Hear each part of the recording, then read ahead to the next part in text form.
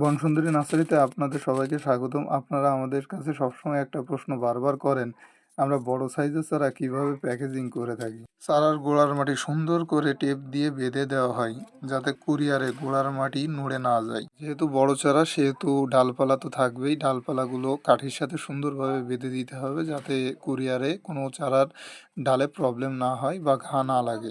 বাংলাদেশের কুরিয়ার ব্যবস্থা তেমন ভালো না, তাই আমরা চারার চারপাশে শক্ত কাঠি ব্যবহার করি।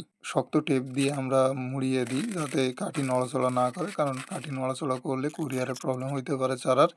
এই বিষয়টা মাথায় রাখতে হয়। আর কাঠির উপরে আমরা দুইটা কাঠি দিয়ে বেঁধে দিই, যাতে ওই কাঠিগুলো ফুলে আঘাত না লাগে। আঘাত লাগলে ফুল ঝরে যাওয়ার চান্স থাকে, কুরিয়ার চলাকালীন গাছে ঘা লাগতে পারে। এই বিষয়গুলো মাথায় রেখে আমরা শক্ত কার্টুন ব্যবহার করি।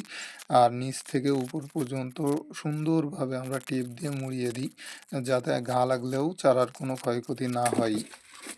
কোনো সমস্যা নেই। আপনারা যারা এত বড় চারা নিয়ে চিন্তিত করেন, যারা বলেন যে কুরিয়ারে প্রবলেম হবে কিনা, দেখেন আমরা খুব সুন্দরভাবে প্যাকেজিং করে থাকি।